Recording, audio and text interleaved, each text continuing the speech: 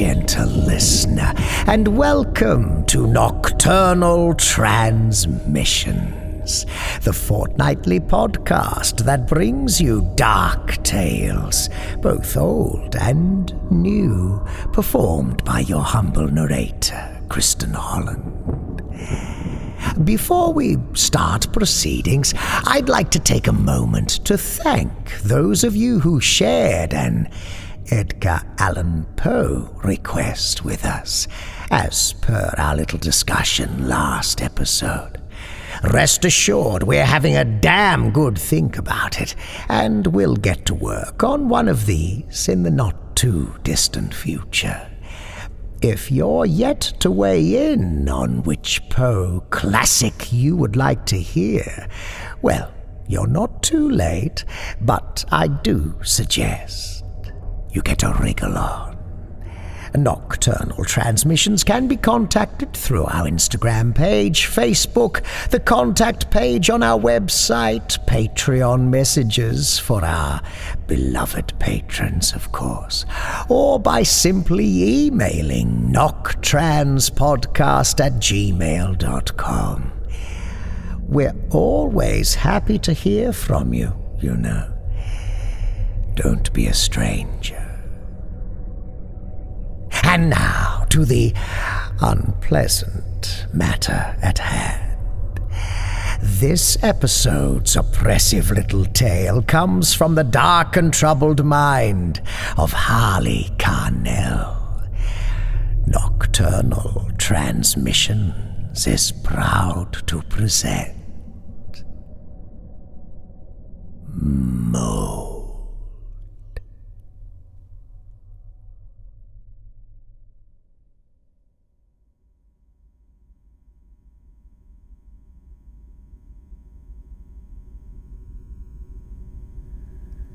When I entered the flat, I saw how the mold had finally crawled round the corner.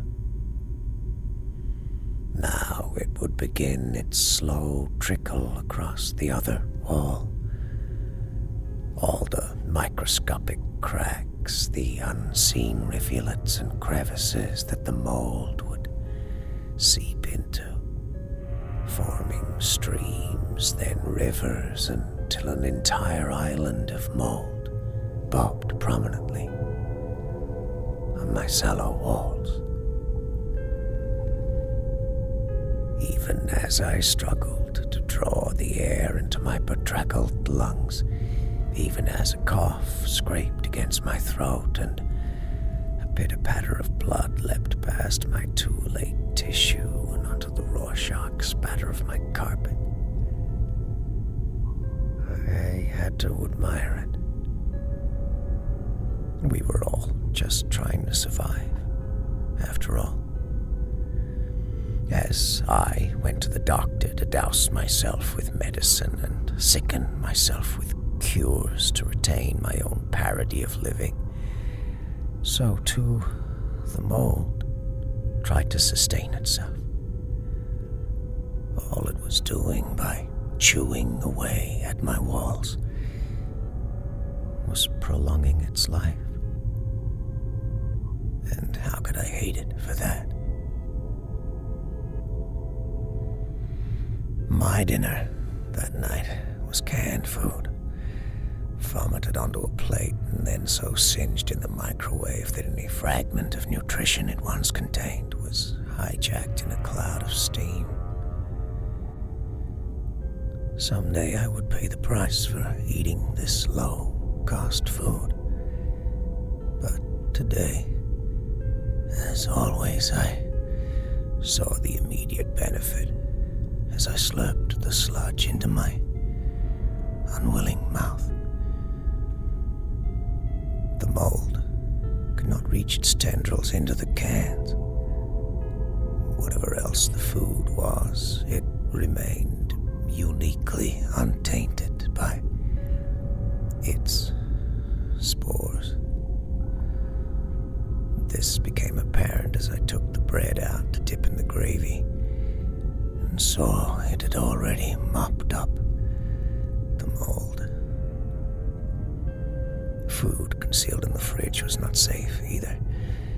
The fridge was old and temperamental, its temperature often exceeding the 5 degrees Celsius that was cited as safe.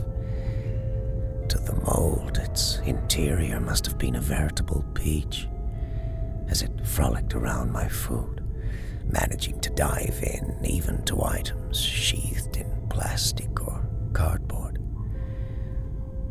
Yet the cans were impenetrable. At the end of time, in the barren, charred wasteland of a post-nuclear world, it would be the cans and the cockroaches that remained. I had a doctor's appointment once. It may seem strange given how rare appointments are apportioned. It was so long ago that it was now legendary even to me. And would there be a time when this legend would congeal into myth as the reality of it slowly eroded, where the hold queue and skirmish with receptionists and reluctant invitations from the doctor for a 10-minute quarter-hour slot in recognition of how inadequate that time was and promises of follow-ups that never came would seem nothing more than a hopeful but false memory. But for now, I had this memory. In it, the doctor had said quite clearly, "You need to get more exercise. You need to get out at least 30 minutes a day." After dinner, I went out for my at least 30 minutes. The moment I hauled open the rotting front door of my shared accommodation and tentatively placed it back in its skeletal frame, I was suffused with smog. I had mentioned this to my doctor, the Sisyphean nature of exercising to clear my lungs when they were barraged by streets swarming in smoke. His cheerful suggestion was that I get a gym membership. But even the least exploitative of these was prohibitively expensive. After the death of one of our housemates, a still-renting pensioner who lived alone in the attic and whose death only became apparent due to the non-payment of his rent, we scuttled like cockroaches to peck at the corpse of his living space. I emerged with an old exercise bike, its frame so rusted I thought it had been painted with tainted blood.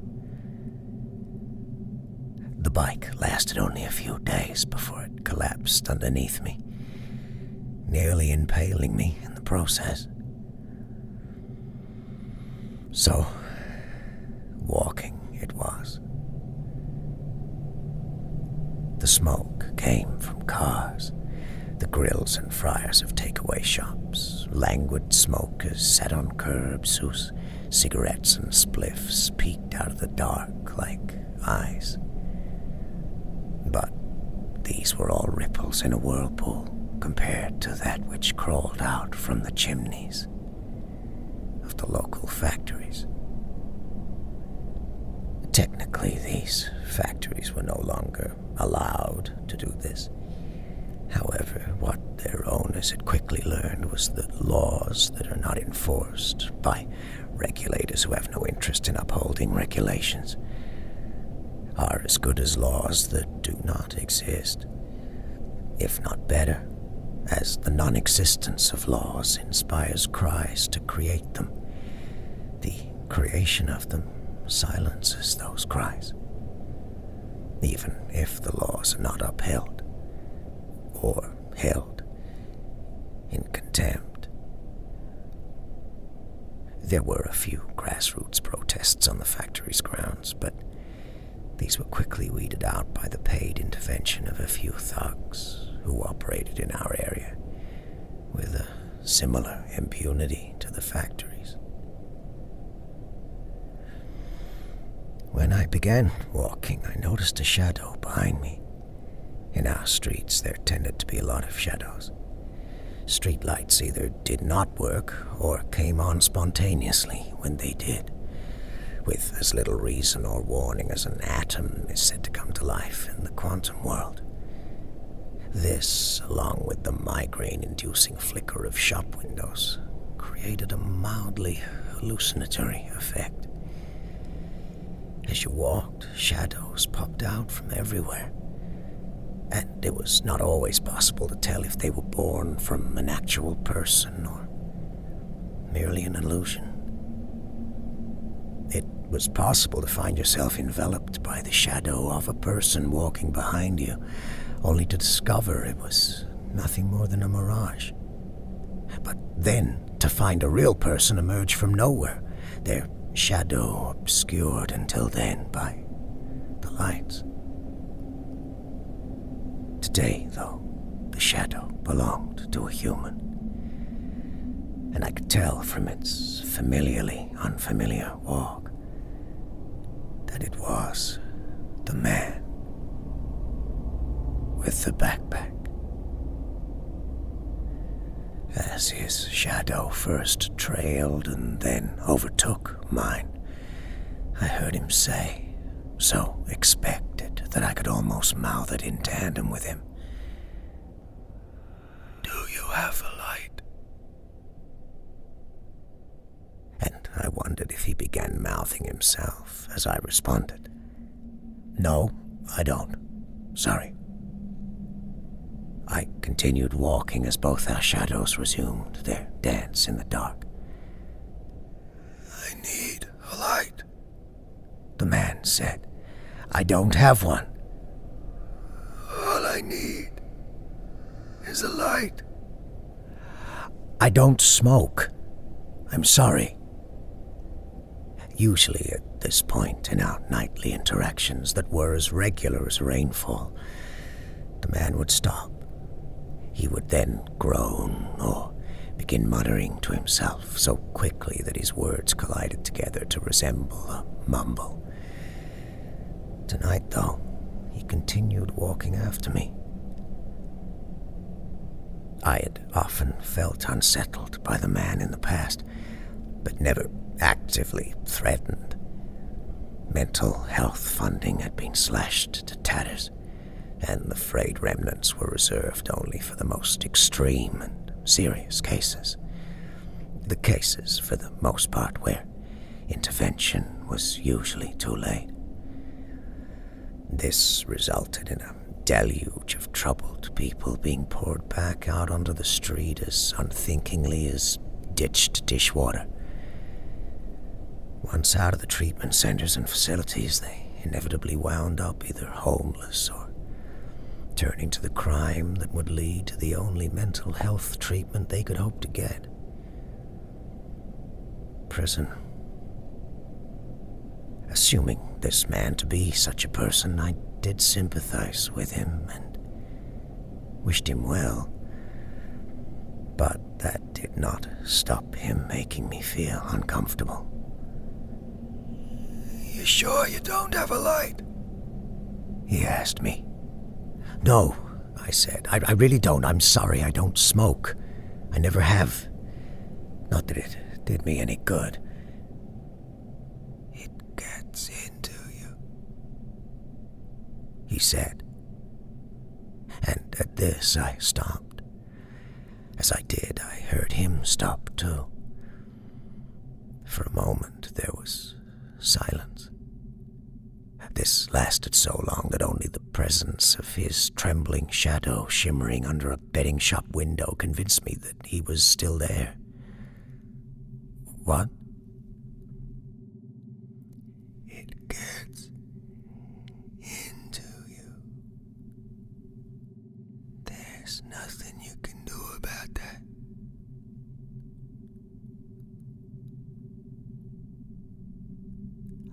was about to respond when I heard him walk away.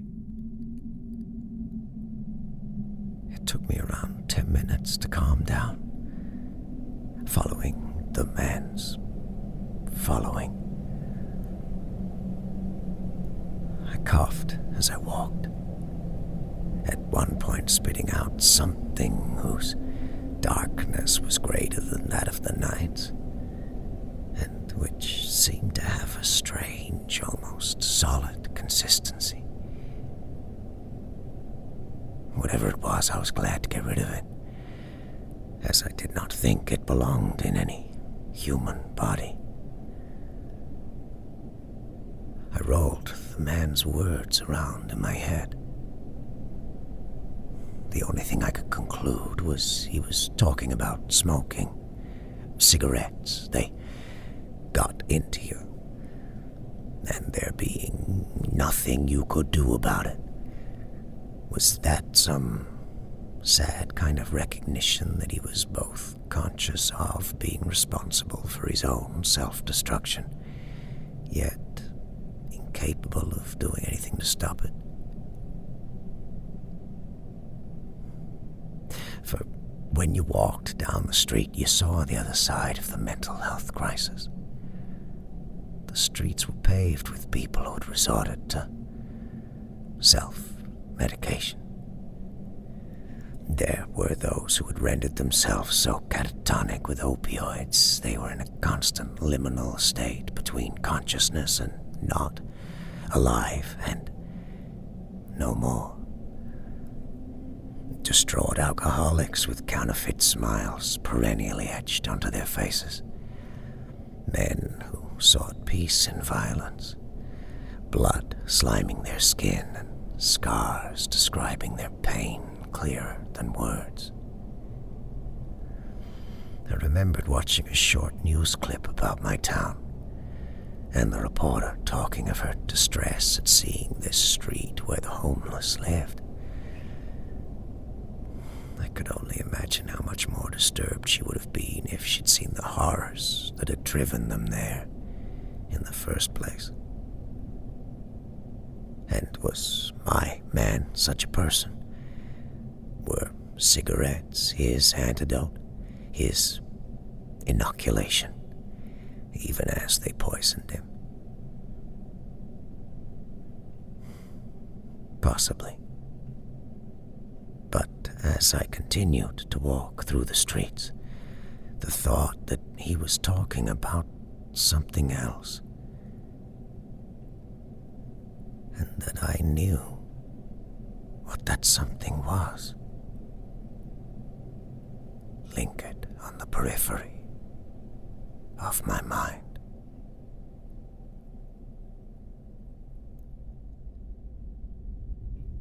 When I came home the next night, I was stunned by the progress of the mold.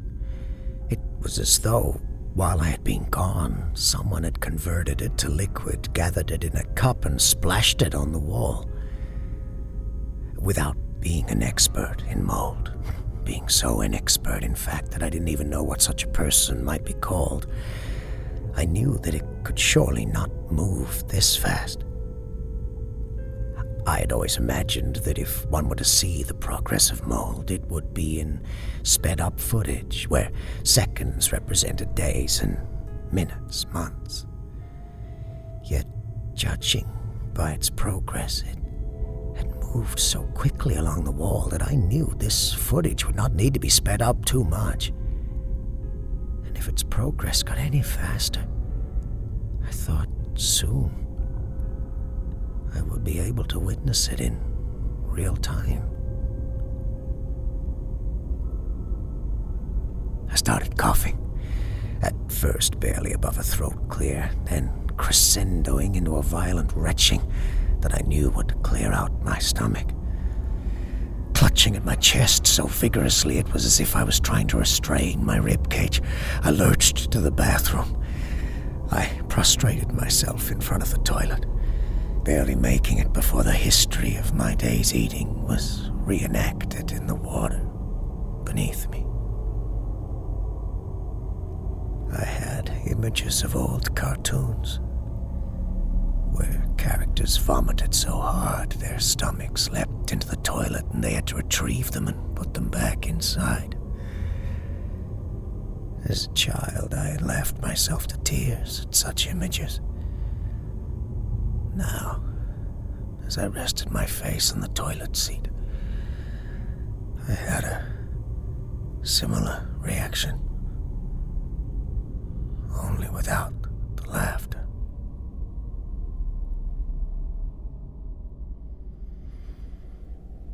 Due to my coughing fit, I left the house later than usual for my walk, with a headache so painful it reached to my feet, a stomach that trembled with each step, and feeling so exhausted.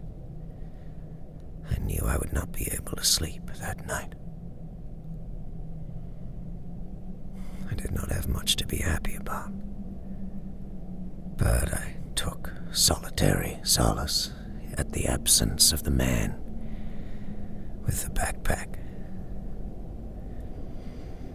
I turned into the high street and realized that the migraine must be worse than I had initially thought, that it was so painful as to be distorting my senses. Because as I walked, I saw how the mold had stuck itself like skin to the abandoned skeletal high street. It had crawled over the old signs, obscuring long-forgotten offers and deals. It had consumed faded food posters, rendering entire plates and buckets and drinks containers the familiar greenish black. On one shop, the first word of a coming soon promise had been broken completely. I closed my eyes so tight I imagined their lids would resemble screws, and then opened them to see the illusion. Vanished. The buildings were as barren and decrepit and dead as ever. But they were free of the mold. I had walked too close to my flat to run away. By the time I saw the man with the backpack, I could not pretend I hadn't. He was standing in front of my doorway, looking out at some imagined distance. I approached him and sighed. "Excuse me, can I get past, please? I need to get inside." "You don't have a light?" "No," I said. "I don't. Please. I need to get inside. I'm not very well." "Just a light. I just need a light." "I don't have one. You can't stop it. Getting into your soul," he said. "There's nothing you can do about that. Even if you wish there was. Once it's there, it won't leave."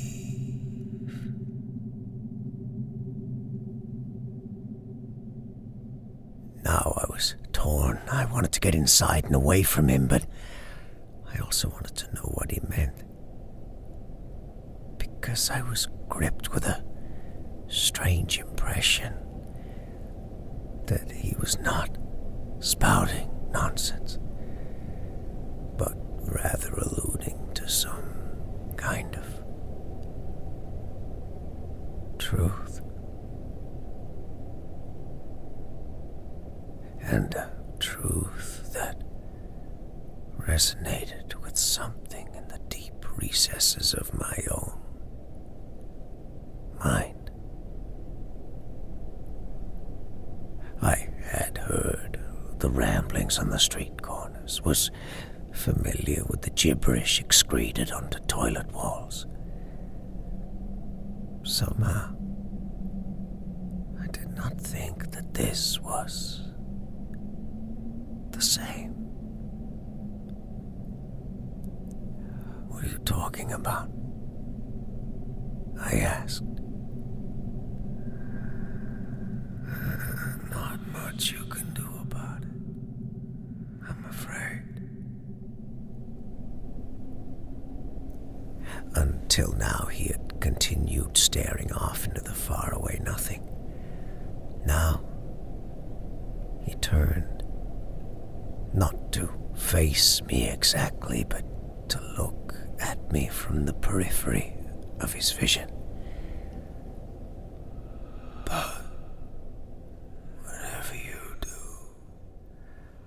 do not let it get into your mind. And with that, as if I had agreed with him, he nodded and walked off. When he did, everything around me came back to life. I heard a distant siren, noticed a group of youths ambling along the street opposite, and felt a need to vomit, so intense that it felt as if my cramped, tiny flat had expanded in size. The formerly spitting distance from the front door to the toilet, now a sprinting one.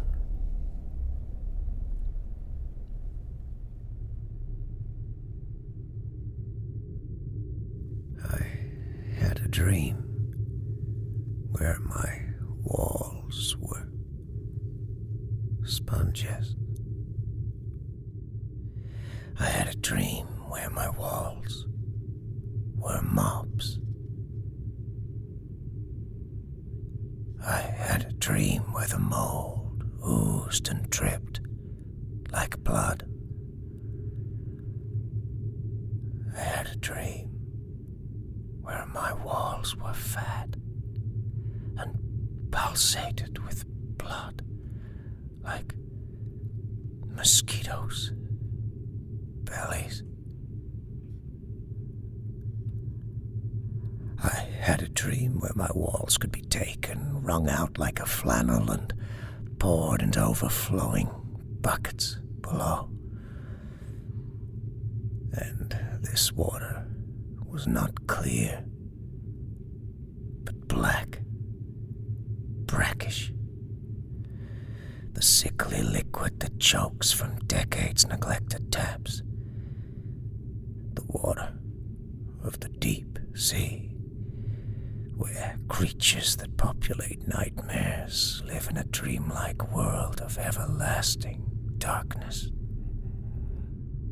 Of the gas-infused boiling swamps of the early earth, from which our ancient ancestors were first spewed onto the land. But the reality was not much better. The wall was not wet to the touch, but it was damp. A finger slid along it through rubble like a knife draws blood. Cracks and bumps jutted out like the ribs of the starving. The ceiling above me creaked and groaned and wheezed with the weight of the wind and rain. I remembered that old childhood horseplay, piling small items on a beleaguered donkey until it buckled. The fun was that ultimately it would be a solitary item that would cause the end of the game. And animal.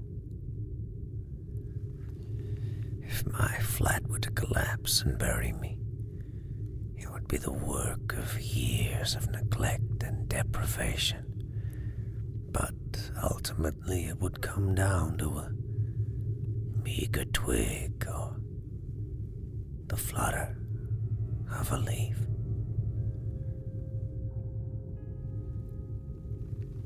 The mould, as if proclaiming a prayer, was now heading up to the ceiling. Soon I knew it would link hands with whatever filth was seeping through the roof.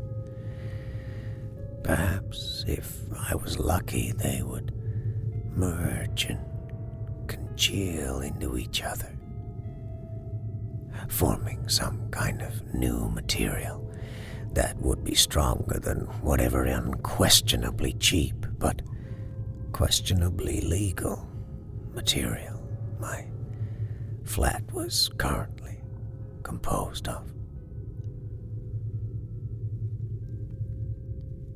There were educational videos at school, cartoons that depicted the immune system, white blood cells with swords and shields crouching behind ramparts as they fought off attacks from colds, flus, and other encroaching viruses.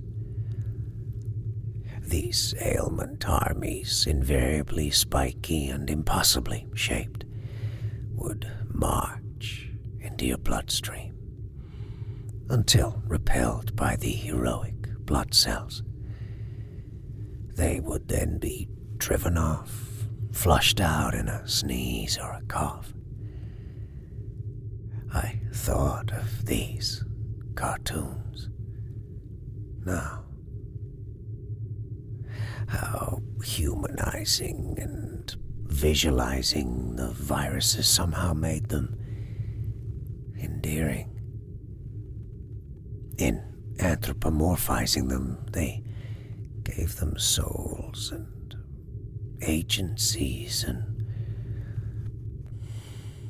dreams. And in my childhood nightmares, I was plagued with these dreams.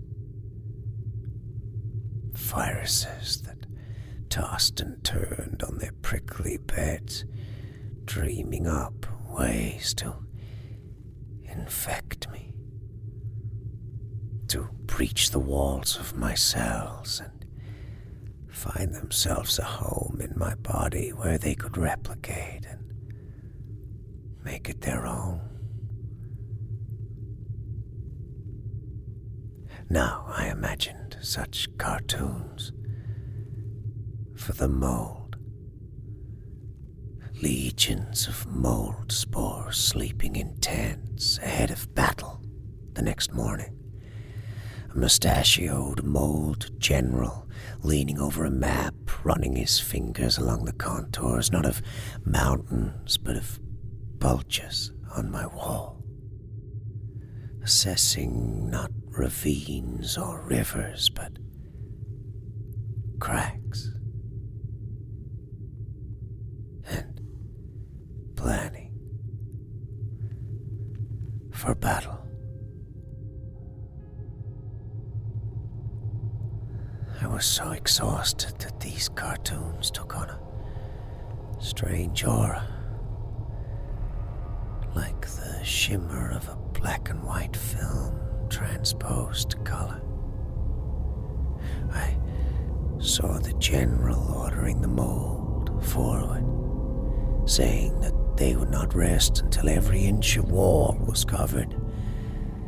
And what took the cartoonishness out of these cartoons, what seeped their color and sharpened their edges and pervaded my soul, it gets into your soul, was the thought of where this general would order his legion to go once the wall was fully conquered.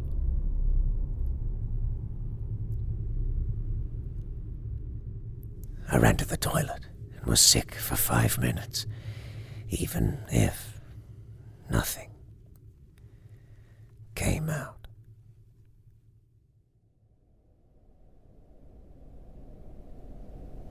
Although I was somewhat relieved not to see the man with the backpack, there was also something about his absence that unsettled me.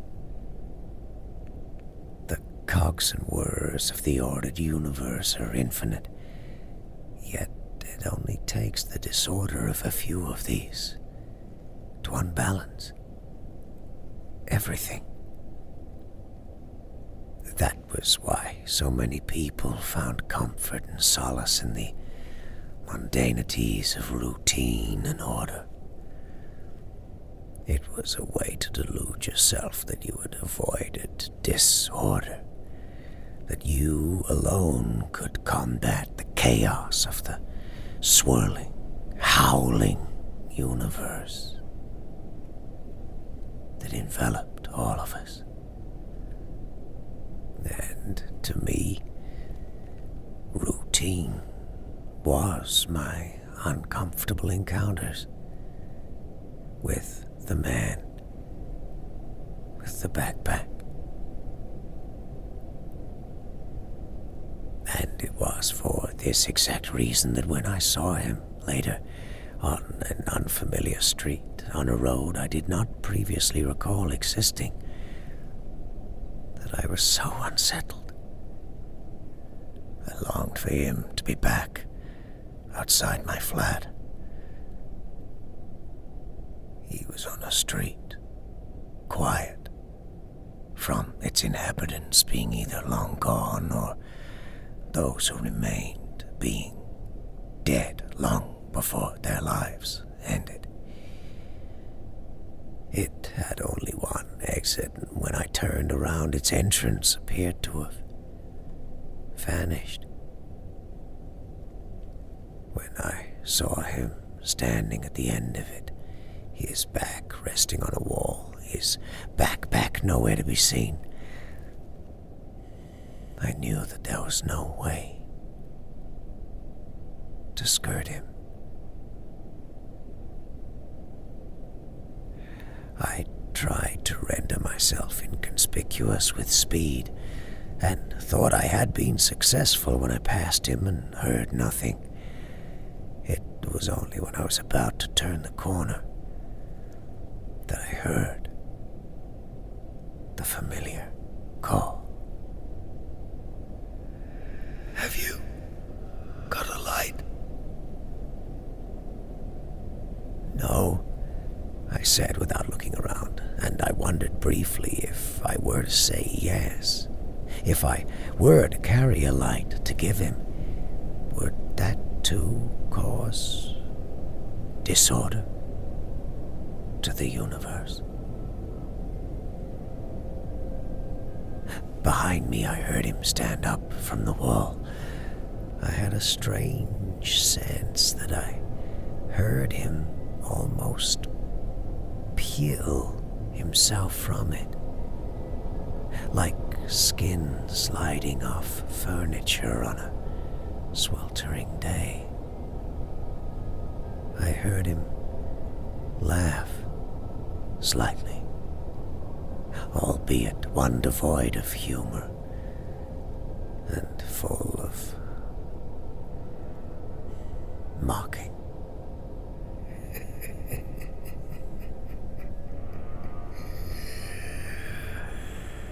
"You let it get into your mind, didn't you?" "What?" I said, turning to face him. It was as I did that I realized I'd never looked at him head-on before. And even though it was dark, and even though his head was hidden in a hood, I suddenly knew that I did not want to see him. I did not want to see the face that belonged to his voice. "You let it get into your mind.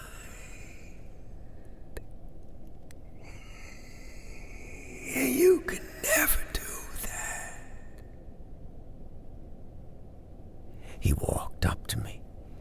There must have been some new council initiative. Motion sensor lights. For suddenly we were as if under a spotlight. My first thought was one of pity. First or third degree. I could never remember which one was the bad one. And covering most of his face. Whichever number. It was serious. The skin did not so much look burned as necrotic. As if hearing my thoughts, he shook his head and gave me a sad smile. He pulled down his hood, and when I looked at him, I smiled. And I laughed a little, even though I found nothing funny.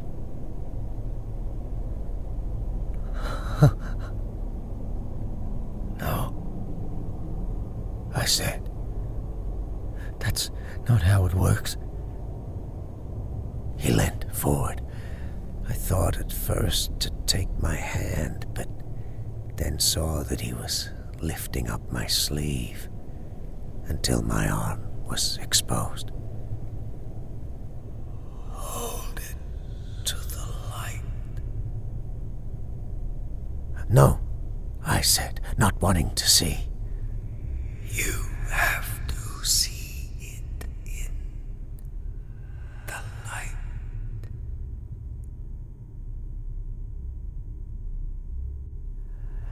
Slowly, reluctantly, I leaned my arm forward.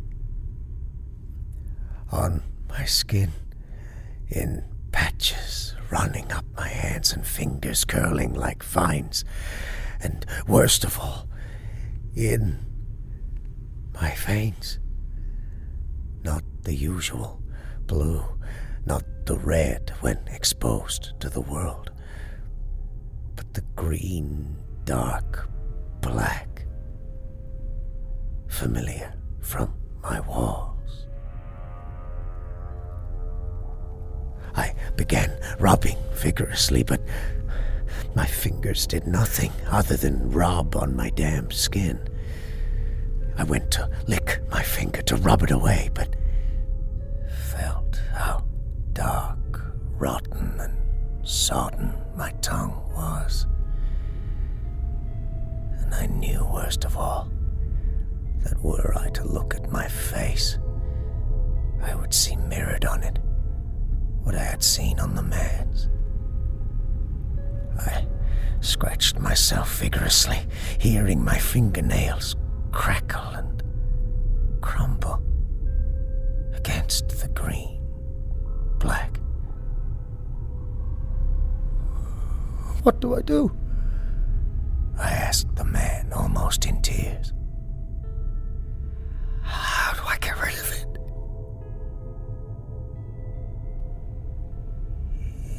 It's in your mind now, my friend. Nothing you can do after that. You shouldn't have let it get into your mind.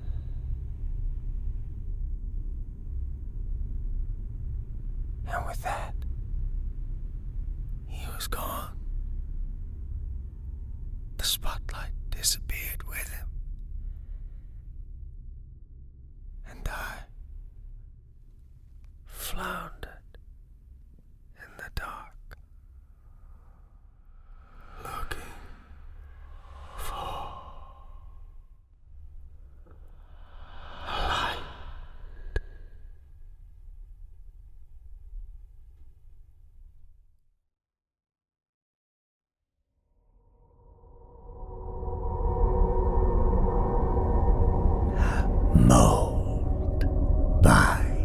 Harley Carnell.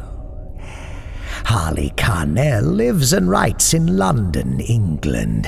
His work has been published or is forthcoming in Vastarian, Riptide Journal, Penumbra, and Litro, among others.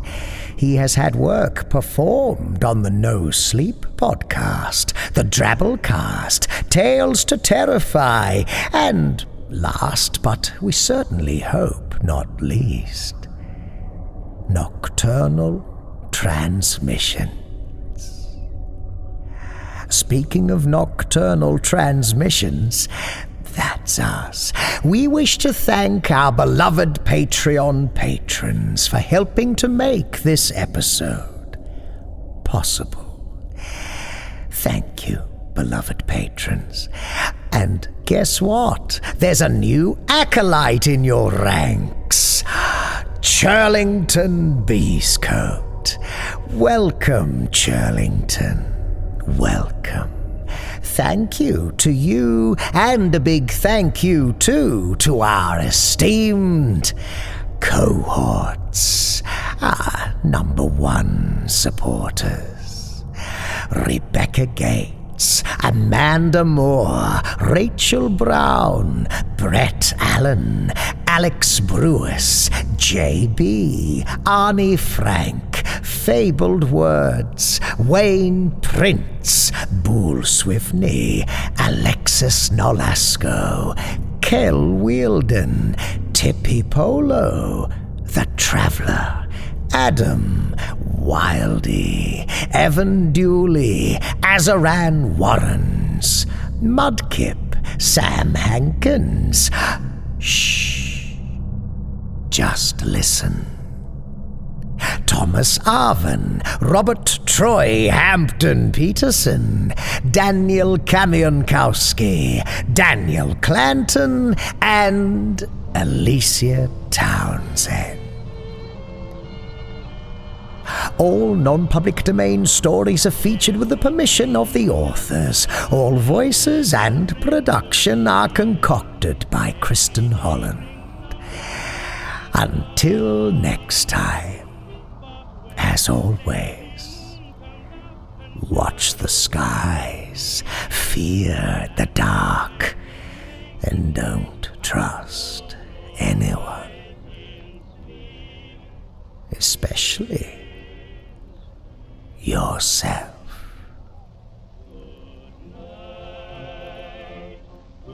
Good night.